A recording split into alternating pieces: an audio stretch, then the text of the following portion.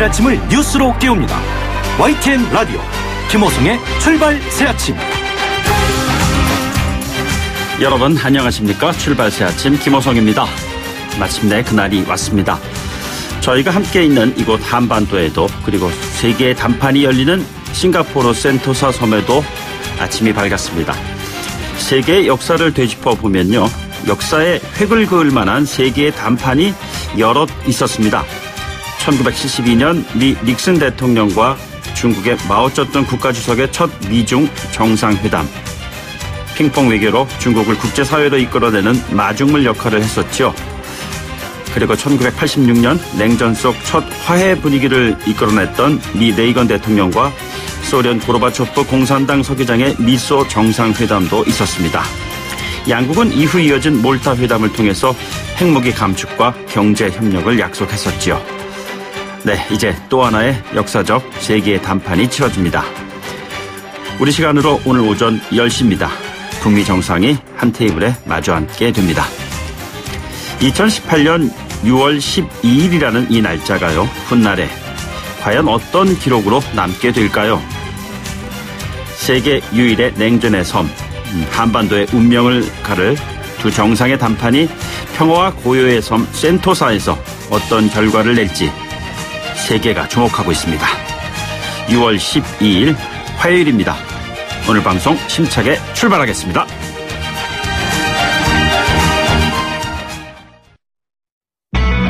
YTN 라디오 김호성의 출발 새아침. 네, 지금까지 들어온 뉴스, 오늘 꼭 아셔야 하는 뉴스 정리해드리겠습니다. 시사평론가 이종훈 박사 모시고 알아보죠. 안녕하십니까? 네, 안녕하세요. 네, 김정은 국무위원장이 어제 싱가포르에서 여유롭게 밤 나들이를 하는 것 같았어요. 네, 어제 하루 종일 공식 일정이 없었습니다. 네네. 그래서 이 실무협상 막후 조정을 한 거 아닌가, 뭐 이렇게 이제 추정이 되고요. 현지 시간으로 밤 9시 4분에 호텔을 나섰습니다. 네네. 2시간 정도 시내 관광을 했습니다. 가든즈 바이 더 베이, 또 마리나 베이 호텔 스카이파크, 에스플러네이드, 모라이언 파크 연달아 방문했고요. 뭐 셀카 찍는 그런 또 사진도 지금 공개돼서 올라오고 있죠. 네네. 일단 그래서 회담에는 청신호가 들어온 거 아니냐. 네. 표정을 보더라도 굉장히 밝고. 그래서 손도 흔들어주고 뭐 그렇더라고요. 네. 네. 뭐 트럼프 대통령도 지금 뭐 아주 잘 진행되고 있다라고 좀 얘기를 하고 있는 상황입니다. 네네. 트럼프 대통령은 어제 오전에 리센룽 싱가포르 총리하고 회담을 했고요. 트럼프 대통령도 하루 종일 공식 일정은 없었습니다. 네네. 역시 막판 뭐 이 조율 작업을 이제 지휘한 거 아니겠느냐라고 네. 추정이 되고 있고요. 예. 이 성김 필리핀 주재 미국 대사하고 최선희 북한 외무성 부상간 실무 협상은 판문점에 이어서 싱가포르에서도 계속 이제 진행이 됐는데 네네. 어제 하루만 3차례를 만났습니다. 예. 거의 자정전까지 이렇게 만났고 최종 쟁점은 비핵화의 완료 시기. 이라고 하는 얘기가 지금 전해지고 있습니다. 그런 것 같습니다. 네. 오늘 회담은 그럼 어떻게 진행되는 건가요? 예, 백악관이 배포한 일정표를 기준으로 말씀을 드려야 할 것 같은데요. 네네. 그러니까 현지 시간입니다. 그러니까 오전 9시부터 15분 동안 인사 겸 환담을 이제 나누고요. 예. 9시 15분부터 10시까지 45분 동안 단독 회담. 그리고 10시부터 11시 30분까지 확대 회담. 네네. 그 다음에 업무 오찬입니다. 그런데 업무 오찬이 끝나는 시간은 지금 따로 발표를 안 했어요. 그러니까 네. 유동적이라는 얘기죠. 그러니까 2시에 끝날 수도 있고, 뭐 1시에 끝날 수도 있고, 뭐 이제 이런 얘기입니다. 그 뒤에 오후 4시에 기자회견하고 6시 반에 이 묵고 있는 호텔을 출발해서 오후 7시에 미국으로 출국하는 그런 네. 일정입니다. 우리 시간으로는 다 여기다 1시간씩 더 하시면 됩니다. 더 해야 되겠죠? 네. 예. 야, 지금 김정은 위원장은 오후 2시 또 출국 예정으로 발표가 지금 되지 않았습니까? 우리 시간은 3시가요. 예. 그런데 이게 이제 잠정 계획이라고 그래요. 그래서 일종의 그 대미 압박용 아니냐. 예. 예. 이런 이제 분석도 있습니다. 오늘 이제 확대 정상회담 때 누가 참여하느냐도 지금 이제 굉장히 관심사죠. 예. 그러니까 이 폼페이오, 미국 쪽에서는 폼페이오 국무장관, 존 켈리 백악관 비서실장, 그리고 존 볼턴 백악관 국가안보보좌관이 참석합니다. 네네. 존 볼턴 뭐 패싱론도 있었는데 예. 오늘 이제 참석을 하는 것으로. 결국엔 자리에 앉네요. 예. 예. 이것도 이제 포석이다라고 생각이 됩니다. 북한 측에서는 김영철 노동당 대남 담당 부위원장 겸 통일전선부장, 네네. 김여정 그 노동당 제1부부장, 또 리수용 노동당 중앙위 부위원장 겸 국제부장 또는 리용호 외무상이 배석할 것으로 이렇게 알려집니다. 네. 문재인 대통령이 어제 트럼프 대통령하고 전화 통화를 했죠.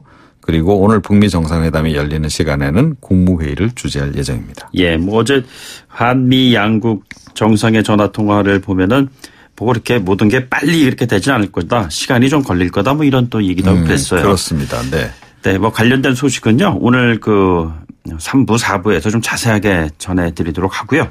국내 이슈 또 계속 여쭤보도록 하죠. 어제 전국 법관대표회의 논의 결과가 나왔어요. 네, 그렇습니다. 네. 양승태 전 대법원장 시절 재판거래 의혹 그리고 이제 그 블랙리스트를 비롯한 이제 사법행정권 남용 문제를 놓고 회의가 열린 거고요. 네네. 이 회의도 굉장히 길었습니다. 네. 오전 10시부터 오후 8시까지. 그러니까 종일 토론을 하루 종일 했네요. 한 거죠. 결론은 형사 절차를 포함하는 성역 없는 진상조사와 철저한 책임 추궁이 필요하다. 다만 대법원장이나 법원 행정처가 직접 나서 검찰에 고발하거나 수사 의뢰하라는 뜻은 아니다. 그럼 어떻게 형사 절차를 밟겠다는 거죠? 검찰에 이미 관련 고발이 많이 이루어진 상황이거든요. 이런 상태에서 이 법원이 추가로 이 고발을 할 필요까지 있겠느냐 이런 얘기입니다. 예, 예. 사법발전위에서는 이제 검찰 고발 의견이 우세했고요. 전국 법원장 간담회 때는 또 이 반대 의견이 또 우세했습니다. 예. 김명수 대법원장의 최종 결론이 이제 어떻게 날지 모르겠는데 아마도 적극적으로 고발하진 않겠으나 검찰의 형사처벌을 반대하지는 않겠다. 이런 정도가 되지 않을까 예상이 됩니다. 지방선거 고려해서 14일 이후에 발표가 이루어질 것으로 보입니다. 예, 예. 아, 그리고 이거 뭐 건강 문제에 관련돼서 굉장히 관심 있는 사안인데 자꾸 뒤로 밀려 있는 건 아닌가라는 생각이 드는데 잠자리가 참 불편한 분들 많으세요. 요즘에 이 대진 침대, 라돈 피폭 위험이 있는 이 대진 침대가 더 발견됐다고 하죠? 네, 그렇습니다.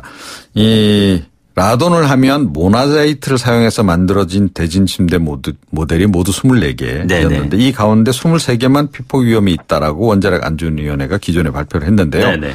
추가 조사를 했더니 나머지 3개의 모델 역시 마찬가지였더라는 얘기입니다. 이 원안위에 대해서 이와 관련해서 또 계속 신뢰도에 또 좀 약간 논란이 일을 수밖에 없는 그런 상황이 됐고요. 이와 더불어서 단종 모델 2개 그리고 특별 판매 모델 1개 역시 마찬가지였다는 겁니다. 지금 수거가 큰 문제 아닙니까? 그러니까 어제 오후 기준으로 해서 이 수거된 침대가 모두 11,300여 개. 예. 전체가 지금 한 8만여 개로 알려져 있는데 추가로 발견됐으니까 뭐 더 늘어날 가능성이 높은 그런 상황인 거죠. 네네. 이런 속에 어제 이제 우정사업본부가 16일, 17일 이틀 동안에 전국 우체국 직원 3만 명, 차량 3,200대를 동원해서 이 매트리스를 수거하겠다라고 이제 밝혔습니다. 문재인 대통령의 지시에 따른 거죠. 그런데 지금 수거 작업에 소극적인 것으로 알려진 위탁 택배 집배원 2,000여 명은 작업에서 일단 제외를 하는 것으로 알려져 있는데요. 그런데 지금 이제 그쪽 그 노조 홈페이지라든가 이런 쪽에는 우려를 하는 그런 그 의견도 적지 않게 나오고 있다 그럽니다. 그래서 좀 안전 대책을 좀 세워달라. 그러니까 이제 피폭 위험이 수거하는 분들도 역시 있는 거 아니겠습니까? 문제가 있을 거 아니에요. 네. 그래서 이 부분도 좀 정부가 조금 더 신경을 써야 할 것 같습니다. 네. 알겠습니다. 오늘 말씀은 여기까지 듣도록 하겠습니다. 지금까지 이종훈 시사평론가였습니다. 고맙습니다. 네.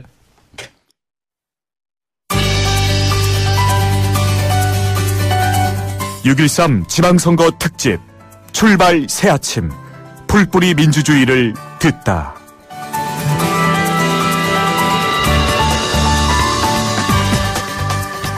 네, 내일 지방선거일입니다. 요즘 투표 인증샷들 많이 찍으시죠? 그런데 말이죠. 이게 법에 저촉되는 인증샷이 있습니다. 잘못했다가는 투표도 하고 벌금도 내고요. 그런 상황이 발생할 수 있다는 얘기예요. 중앙선거관리위원회 연결을 해서요. 인증샷 주의사항을 포함해서 내일 지방선거 투표를 앞두고 꼭 알아두셔야 할 정보들을 전해드리도록 하죠. 중앙선거관리위원회 홍보과 서갑종 사무관 전화로 연결돼 있습니다. 안녕하십니까? 네, 안녕하십니까? 네, 내일 지방선거 앞두고 무척 바쁘시죠? 네, 좀 바쁘습니다. 네, 몇 시부터 몇 시까지 투표를 합니다. 이거부터 시작하시죠. 예. 네. 오전 6시부터 오후 6시까지 투표가 진행됩니다. 네네. 투표하러 갈 때는 물론 반드시 가져가야 되는 것들이 있겠어요? 네, 맞습니다. 네네. 반드시 필요한 준비물이 있는데요. 네. 주민등록증이나 운전면허증이나 학생증 등 관공서나 공공기관이 발행한 사진이 부착된 신분증이 필요합니다. 네네. 주의할 점이 있는데요. 예, 사진이 촬영하거나 화면 캡처한 신분증으로는 투표하실 수 없으니 네네. 반드시 신분증을 미리 챙기셔야 합니다. 예. 투표소 위치 잘 알고 가야 되겠죠? 예, 맞습니다. 주민등록지 지정 투표소에서만 투표가 가능하기 때문에 미리 투표소를 확인해야 하는데요. 네네. 각 가정에서 받은 투표 안내문이나 중앙선관위 홈페이지 주요 포털의 내 투표소 찾기 서비스를 이용해서 확인하실 수 있습니다. 예, 그리고 그 투표하는 날 인증샷, 아까 제가 오프닝 멘트를 통해서 말씀드렸습니다만 찍는 분들이 참 많으신데 이거 네. 좀 안 되는 것들도 있다고요. 어떻습니까? 예, 그렇습니다. 선거일에 손가락으로 기호를 표시하는 투표 인증샷을 네네. SNS에 게시하는 것은 선거운동으로 보아 과거에는 못했습니다. 네네. 예, 그런데 작년부터 공직선거법 개정으로 현재는 하실 수가 있고요. 네네. 예, 하지만 공무원 등 선거운동을 할 수 없는 사람들이 있습니다. 네네. 이 사람분들은 여전히 할 수 없고요. 네. 예, 또한 기표소 안에서 투표지를 촬영할 수 없습니다. 예. 촬영하는 경우는 누구든지 처벌받으니까요. 각별히 조심하셔야 합니다. 이 처벌받는 거의 수위가 어느 정도인가요? 예, 저희 공직선거법에 벌금 200만 원 이하 또는 징역 4년 이하에 처할 수가 있습니다. 네네. 그리고 이제 좀 처벌이 강합니다. 예. 아, 그렇군요. 투표를 독려할 때 특별히 좀 유의해야 할 점이 있다면요? 예, 누구든지 투표 참여 권유 활동을 할 수 있습니다. 예, 근데 인터넷으로는 자유롭게 할 수 있지만 네네. 허위 사실이나 비방의 내용으로는 할 수 없습니다. 네. 또한 현장에서 하는 경우가 있는데요. 호별로 방문하거나 투표소로부터 100m 안에서는 할 수 없고요. 네네. 예, 특정 정당이나 후보자를 유추할 수 있는 시설물이나 인쇄물 등을 이용해서도 할 수 없습니다. 아, 그렇군요. 자, 그리고요. 소중한 투표를 행사를 했는데 무효표가 되는 경우가 있잖아요. 유예의 점이 있다면요? 예, 기표소에 마련된 기표 용구를 사용하지 않고 도장을 찍거나 다른 표시를 하면 무효표가 됩니다. 예. 또 서로 다른 정당이나 후보자란에 2개 이상 찍거나 2개란에 걸쳐서 찍으면 무효가 됩니다. 네. 다만 한 정당이나 후보자란에 기표하였는데 투표지를 접으면서 인주가 묻는 경우가 있는데요. 네네. 이런 경우는 유효입니다. 아, 그렇군요. 또한 그렇습니다. 또 유효할 점이 있는데요. 예, 지역구 기초의원 선거의 경우 하나의 지역구에 의원 정수가 2명에서 4명까지 선출하지만 투표 용지에는 반드시 한 명의 후보자에게만 기표해야 무효가 되지 않으니 각별히 유념하셔야 합니다. 예, 그리고 개표 결과를 이젠 스마트폰으로도 볼 수가 있다고요? 예, 그렇습니다. 개표 결과는 스마트폰 선거정보 앱을 통해 실시간으로 볼 수 있습니다. 네네. 선거정보 앱이 없으신 분들은 앱스토어에서 선거정보로 검색하여 다운받아 사용하시면 되고요. 중앙선관위 홈페이지를 통해서도 볼 수 있습니다. 알겠습니다. 자, 오늘 말씀 여기까지 듣고요. 내일 투표하는데 많은 수고해 주시기 부탁드리겠습니다. 고맙습니다. 네, 감사합니다. 네, 지금까지 중앙선관위의 홍보과의 서갑종 사무관이었습니다. 네, 1부 마치고요. 2부에는요. 각 당 선대위 대변인들 연결해서 각오를 들어보도록 하겠습니다. 소통의 아침을 여는 공정한 목소리 YTN 라디오 김호성의 출발 새 아침. 네, 2부에서는요. 각 당 선대위 대변인들을 연결해서요. 막판 선거 전에 임하는 각오 그리고 계획을 들어보는 시간을 마련을 했습니다. 잠시 뒤에 광고 듣고 연결하도록 하죠.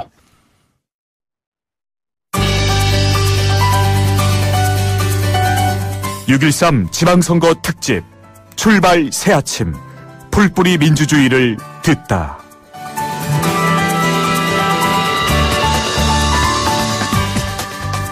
네, 지방선거 하루 앞으로 다가왔습니다. 1, 2부에서는요, 지방선거 특집 보내드리고 있는데요. 5개 당을 차례로 연결해서요, 막판 선거 전략과 포부를 들어보겠습니다. 청취자분들께서도 이 방송 들으시고요, 최종적으로 어떤 후보를 선택해야 할지 마지막 결정을 해 주시기 바랍니다. 먼저 더불어민주당 선대위 백혜련 대변인 전화로 연결하겠습니다. 안녕하십니까? 예, 안녕하십니까? 예, 딱 하루 남았습니다. 대변인께서 보시기에 이번 지방선거 이슈 가운데 현 시점에서 유권자들이 가장 주목해야 할 대목이 뭐라고 생각을 하시는지요? 네, 이번 선거는 문재인 정부가 성공하느냐 마느냐 그리고 평화를 정착시키느냐 마느냐를 가름하는 선거라고 봅니다. 네네. 그동안 국민들께서 보셨겠지만 국회가 여소야대의 구조적 한계를 가지고 있습니다. 그렇기 때문에 문재인 정부가 추진하는 모든 입법이나 정책들이 그 야당에서 발목이 잡히는 형국이고요. 네네. 그렇기 때문에 이번 지방선거를 통해서라도 문재인 정부가 힘있게 일해 나갈 수 있도록 뒷받침하는 것이 필요하다고 봅니다. 특히나 그 지방 정부 같은 경우는 세금을 직접적으로 쓰는 지방자치단체들이기 때문에 네. 그런 부분들에 있어서 국민 삶이 180도로 달라질 수 있습니다. 그래서 네네. 그런 국민들을 위해서 세금을 쓸 수 있는 그런 지방 후보들을 뽑는 것이 중요하겠고요. 무엇보다도 지금 오늘 역사적인 북미 정상회담이 열리고 있지 않습니까? 네네. 그동안 자유한국당은 이런 한반도 평화를 위한 움직임에 대해서 이장 평화쇼다 이렇게 비판만 계속 해왔습니다. 네네. 그래서 이런 부분들에 대한 한반도의 항구적인 평화를 정착시키기 위해서는 어떻게 해야 되는지 이런 것을 국민들께서 고민해 주시고 평화를 지킬 수 있는 정당의 후보자들에게 투표해 주시기 바랍니다. 예, 마지막으로 공표됐던 여론조사 결과를 보면요. 그 전국 광역단체장 17곳 가운데 14곳이 민주당 우세였습니다. 네, 막판까지 이 같은 결과가 쭉 이어질 것이라고 자신을 하시는지요? 어제도 제가 경남 지역을 좀 돌아보고 했는데요. 네네. 그동안 우리 당에서 후보조차 내지 못한 지역에서조차 초박빙의 그런 추세를 보이고 있습니다. 네네. 그렇기 때문에 여론조사 결과가 그렇게 달라지지는 않을 것이라고 생각하고요. 네네. 지금 전국적으로 그 평화를 원하고 문재인 정부를 지지하는 그런 국민들의 민심을 확인할 수 있었습니다. 예. 어제 저희가 연결했던 대구시장 후보였던 임대인 후보 같은 경우에는 샤이 진보가 움직일 것이다. 뭐 이렇게 좀 말씀도 하시더라고요. 네. 긍정적인 그런 결과, 그 경북도지사, 대구시장, 제주도지사 뭐 이런 지역에 대해서는 약간 좀 그 1위를 하지 못하는 그런 지역들인데요. 긍정적인 결과를 기대하시는지요? 지금 그런 지역들에 저희가 유세를 가보면요. 네네. 정말 열기가 보통이 아닙니다. 예전엔 상상도 할 수 없었던 인원과 숫자가 모이고 있고요. 그렇기 때문에 계속적으로 저희가 지금 분위기상으로 추경 내지는 우세 지역으로 돌아선 지역도 있다고 봅니다. 제주도 지역 같은 경우는 지금 굉장히 그 무소속에 대한 결국은 국민들의 불안감 이런 것들이 작용을 하면서 저희 당이 무섭게 상승하고 있는 것으로 알고 있습니다. 예, 그 대변인께서는 지난 5월에 저희 방송 출연하셔가지고 선거는 결코 네거티브와 마타도로 이길 수 없다 뭐 이렇게 말씀을 하셨는데요. 그럼에도 불구하고 선거 앞두고 민주당 이재명 후보 이슈가 논란입니다. 자, 이 부분 어떻게 생각하고 계시는지요? 먼저 정책 선거가 실종되고 네거티브와 흑색선전으로 선거를 혼탁하게 만드는 것에 대해서 굉장히 깊은 유감입니다. 네네. 지금 경기도 같은 경우는 이미 서울 인구를 추월해서 1200만 명을 넘고 있고요. 네네. 남북관계 개선으로 인해서 가장 많은 이익을 볼 수 있는 지역입니다. 네. 그래서 경기도지사 후보라면 경기도의 발전과 도민생활 변화를 가져올 수 있는 비전을 제시하고 그에 대한 평가를 받아야 된다고 생각하고요. 네네. 네거티브로 지난번에도 말씀드렸지만 네거티브 흑색선전들은 절대 선거에 이길 수가 없습니다. 그래서 네네. 야당에서 이제 열세이시기 때문에 판을 흔들려는 의도는 알겠지만 경기도민들이 현명한 선택을 하실 것이라고 믿고요.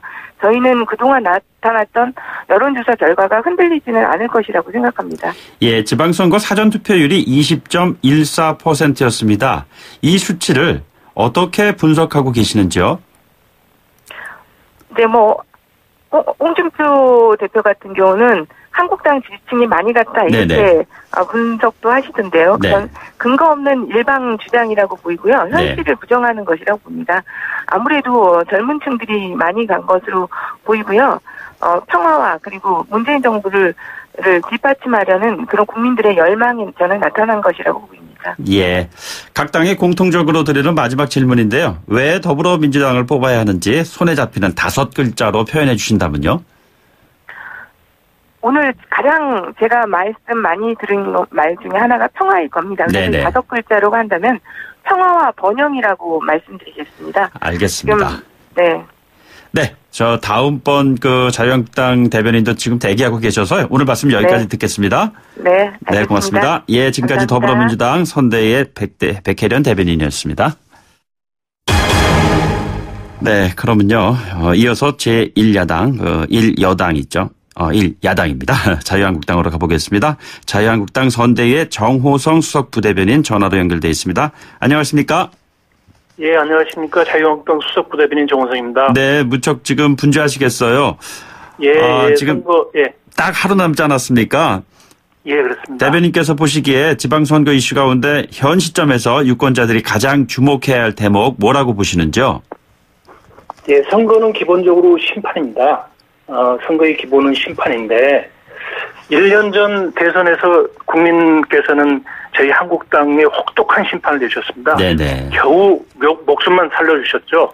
그랬더니 1년 만에 민주당이 폭주가 이어지고 있습니다. 기고만장하고 오만방자해졌습니다. 이걸 견제해 주십사는 것이 저희 한국당의 마지막 고소고요.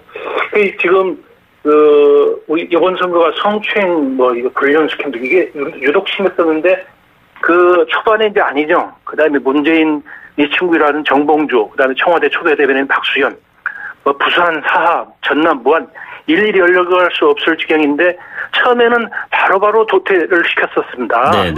그런데 이제 언제 그랬냐는 듯이 성추행 이런 거 나와도 공천 그냥 강행하고 이거는 물론 변명하고 편들기까지 하고 있습니다. 네네. 예를 들면 이제 오산시장 불륜 동영상 나왔죠. 그러니까 천안에는 성추행 센터라고 만들었어요. 우리 미투 사건이 일어났을 때 민주당에서. 예. 그래서 성추행은 인정되는데 그래도 공천 체는 없다. 이러고.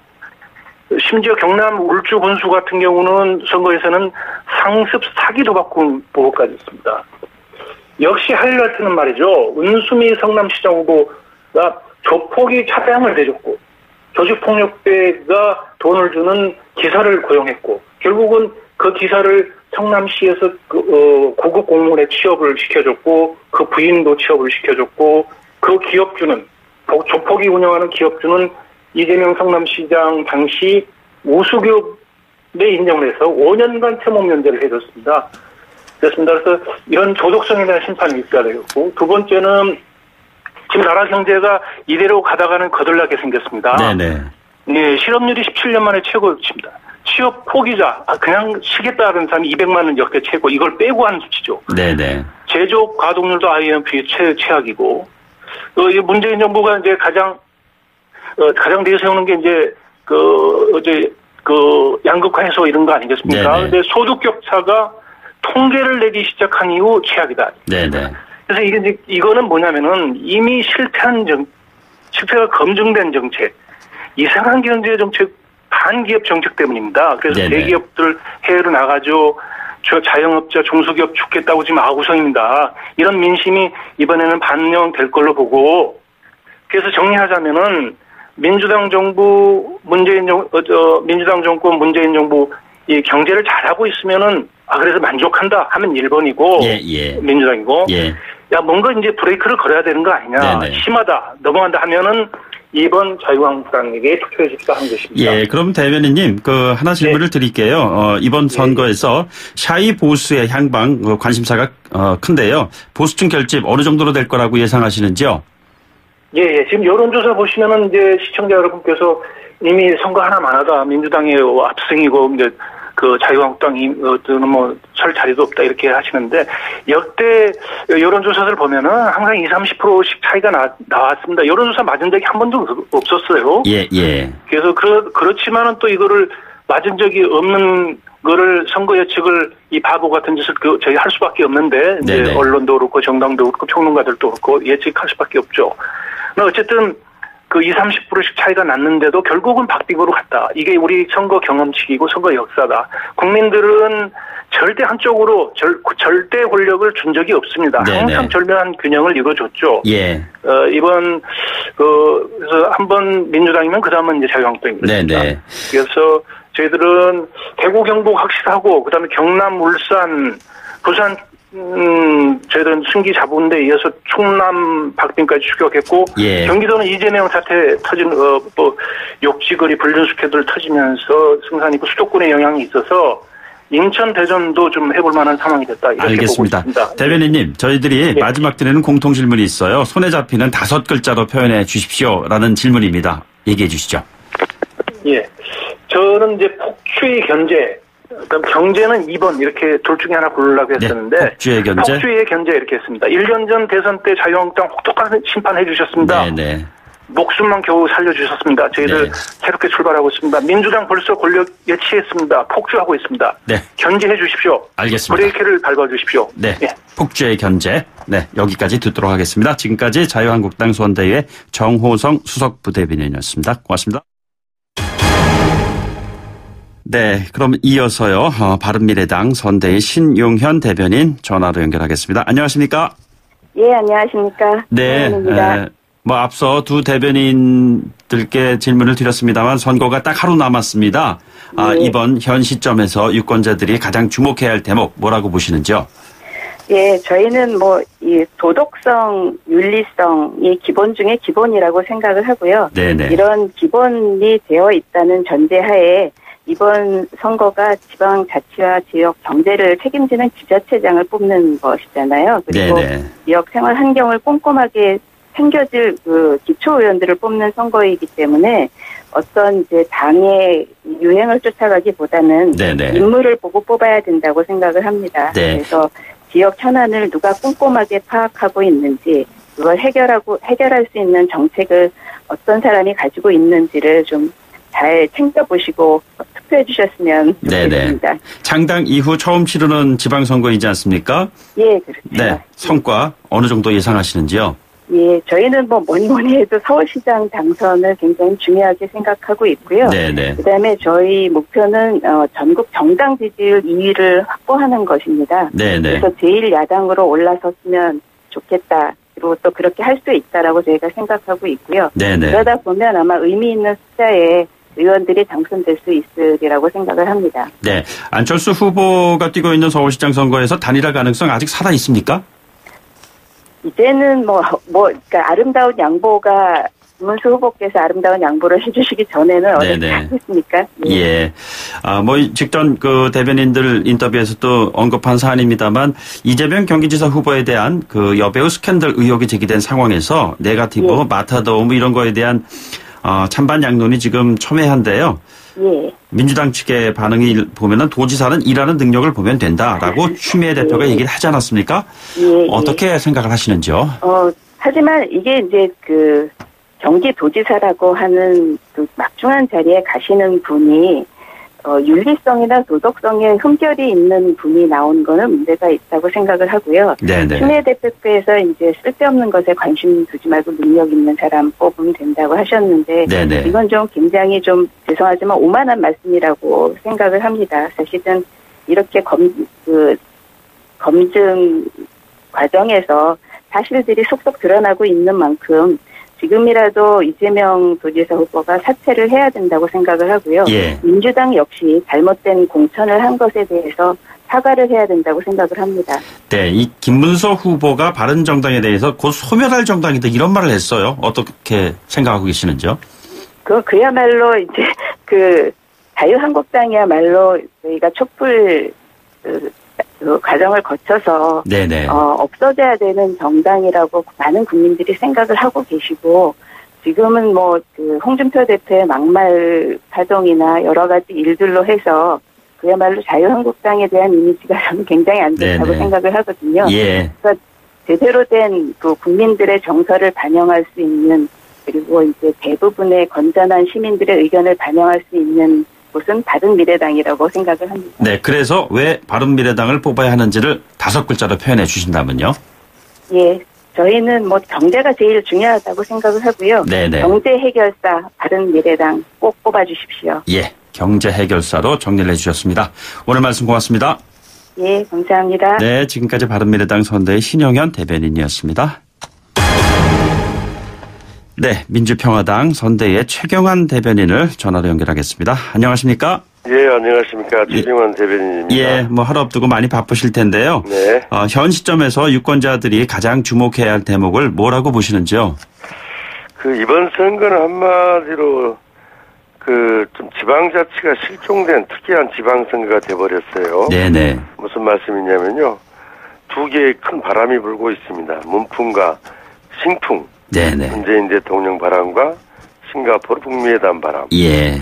그래서 지역의 정책 이슈도 없고 또 인물도 실종된 참 이런 상황이 돼버렸는데 그래서 다시 한번 우리 유권자들께서 지방선거는 지방 일꾼, 네네. 지방 정치를 세우는 선거다. 이런 인식하에 어떤 정당과 어떤 인물을 선택할 건지 좀 판단해 주셨으면 하는 바람입니다. 예, 그렇다면은 역시 민주평화당에서는 호남을 빼놓을 수가 없지 않겠습니까? 네. 민심을 어떻게 읽고 계시는지요? 예, 지금 그런 상황이긴 하지만 호남 민심은 전국적인 일방 독주 현상에 대해서 견제 심리가 크게 좀 발동하고 있다. 예. 지역도 그렇고 정치도 그렇고 경쟁 정당이 있어야지 또 견제 세력이 있어야지 발전할 수 있다는 것을 정치적 경험을 통해서 알고 계십니다. 예, 그래서 또 하나는 민주당 후보들이 지나치게 오만해요. 네네. TV 토론도 나오지 않고 저희 광주 같은 곳에서는 더불어민주당 후보들을 유세 현장에서 볼 수가 없습니다. 예. 이렇게 주민들을 만나지 않고 있는 이 오만한 부분에 대해서 주민들이 이건 잘못됐다. 이건 좀 경종을 좀 울려줘야 된다. 네네. 이런 인식을 좀 하고 계시는 것 같습니다. 예. 뭐 더불어서 그러한 그 후보들이 나타나지 않는 거 말고요. 이번 선거 과정에서 가장 아쉬운 점은 어떤 것이 있으셨습니까? 앞에 말씀드렸는데요. 지방자치, 지방선거 취지가 좀 사라져버린. 네네. 매우 아쉽고요. 네. 참 이렇게 지방 정치가 중앙 이슈에 완전하게 종속되는 것에 대해서 앞으로 정치적인 좀 후과가 있지 않을까. 이런 것들이 좀 걱정이 됩니다. 예, 선거 결과에 따라서 보수 재편, 이런 얘기가 많이 나오는데요. 그렇다면 진보 진영에서도 정계 개편이 불가피한 것 아니냐라는 지적이 있습니다. 이런 부분을 민주평화당에서는 어떻게 바라보고 계시는지. 아주 중요한 대목인데요. 네네. 지금 더불어민주당은 여당이지만 118석입니다. 네네. 이번 보궐선거에 치러진 국회의원 선거를 12곳을 다 석권한다 하더라도 네네. 130석밖에 되지 않습니다. 네. 그런 점에서 저희들 20여 명으로 구성되어 있고 있는 평화당 계획진영 그룹. 네네. 이 역할이 앞으로 국정 운영, 국회 운영에서 아주 중요한 역할이 될 거고. 예. 지금 바른미래당이 자유한국당과의 통합이나 이런 이야기가 나오지 않습니까? 네네.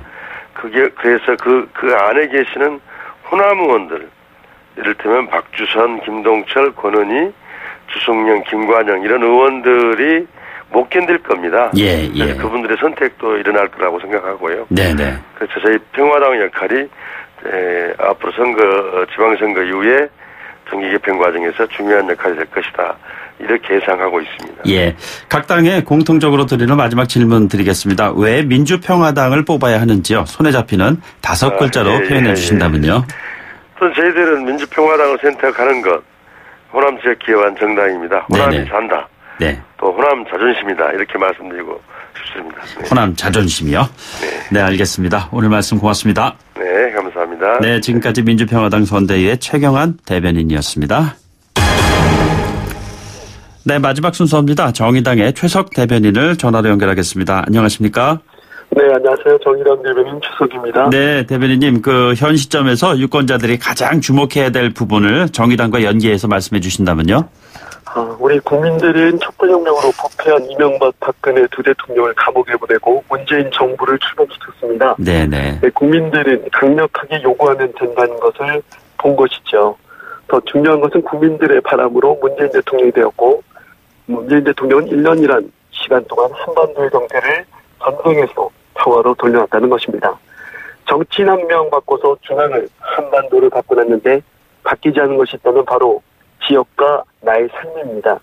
유권자들께서 주목해야 할 대목이 바로 이 점이라고 생각하는데요. 네네. 우리가 몸담고 살고 있는 것은 추상적인 대한민국 중앙이 아닌 지역입니다. 네네. 지역은 아직까지 적폐 그대로의 모습입니다. 이제 6.23 지방선거는 실제 내가 살고 있는 지역을 바꾸는 제2의 촛불혁명이라고 하는 것입니다. 네네. 예, 제1야당이 자유한국당인 상태에서는 문재인 정부의 개혁이 발목 잡히고 정치 갑질, 재벌 갑질을 막을 수 없는 것은 자명한 사실입니다. 네. 진정으로 내 삶의 변화를 원한다면 정의당을 제1야당으로 만들어주시고 지역의 정의당 후보를 지역의회에 들어갈 수 있도록 선택해 주십시오. 예, 지난번에 노회찬 의원께서는요, 이 시간 통해서 오비일학 얘기하시더라고요. 5번이 나면 2번이 떨어진다, 이런 얘기 하셨는데, 정의당이 세운 이번 목표, 어느 정도의 성과를 자신하시는지요? 말씀하신 대로 이번에 정의당의 목표는 제1야당을 교체하는 겁니다. 네네. 자유한국당 홍준표 대표는 이제 자신의 당 후보들조차 패싱당하고 있는데요. 이제는 국민들이 자유한국당을 패싱할 차례입니다. 자유한국당을 대신할 대한민국 제1야당은 정의당뿐입니다. 네네. 작년 대선 당시 많은 분들이 우리 정의당 신창정 후보를 지지하고 좋아했었는데요.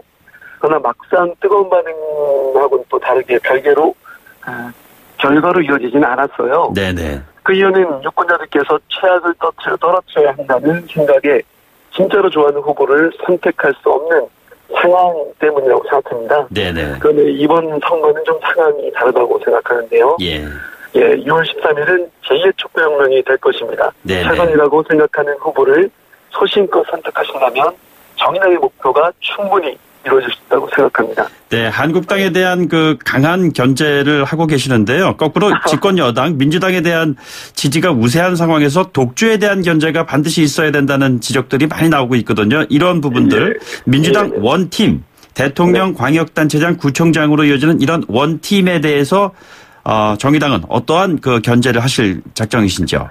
앞서서 얘기했지만 대통령 한 명 바꿔서 대한민국의 위상은 전 세계적으로 높아졌습니다. 네네. 특히나 지금 오늘 아주 중요한 날인데요. 남북 문제에 있어서 문재인 대통령의 능력은 탁월했습니다. 그러니까 문제는 훌륭한 대통령은 있지만 여당은 존재하지 않는다는 사실입니다. 네네. 더불어민주당 전략은 근데 개인적으로는 참 좋았다고 인정을 합니다. 제가 보기에는 초기 민주당 전략은 부작입니다. 아무것도 안 하는 것. 대통령 인기에 그냥 업혀가는 것이라고 생각합니다. 네, 국민들께서 힘들어하신 분이 바로 이 부분인데요. 더할 나위 없이 공무 수행을 잘하시는 문재인 대통령을 위해서 더불어민주당에 힘을 실어드리고 싶은데 지역으로 보면 더불어민주당 후보들이 자유한국당 후보들과 구분이 잘 안 간다는 사실입니다. 예. 유권자들에게 아마 각 후보자들을 정당을 숨긴 채 후보들이 걸어온 행위들을 보고 정당을 맞춰보라고 블라인드 테스트를 하면 아마 구분할 수 있는 분이 없을 겁니다. 네네. 네, 정확하게 문재인 대통령과 각 지역의 후보들은 분리해야 합니다. 네네. 진정으로 문재인 대통령을 지지하고 싶다면 정의당 후보를 선택해야 한다고 생각합니다. 네, 각 당 공통적으로 드리는 마지막 질문 드리겠습니다. 왜 정의당을 뽑아야 하는지 손에 잡히는 5글자로 표현해 주신다면요? 오 해피데이로 하겠습니다. 네, 다시 말씀해 주십시오. 오 해피데이. 오 해피데이. 좋습니다. 예. 유권자들이 이제 대한민국 갑질 중에 갑질. 네네. 정치인들이 국민들에게 하는 갑질로부터 벗어나는 길은 바로 기득권 세력의 갑질에 맞서 네네. 노동자, 청년, 여성 대변해왔던 우리 기호 5번 의료 대변자 정의당을 선택하는 겁니다. 알겠습니다. OFJ는 5번 정의당을 선택한 후 투표장을 나오면서 외치는 소리입니다. 네, 알겠습니다. 고맙습니다. 오늘 말씀 감사합니다. 여기까지 듣겠습니다. 네, 감사합니다. 네, 지금까지 정의당 최석 대변인이었습니다. 네, 2부 순서 여기서 마치겠고요. 3부에서는 북미회담 관련한 특집 대담 싱가포르 현지 상황 전해드리도록 하겠습니다. 8시 뉴스 듣고 오겠습니다.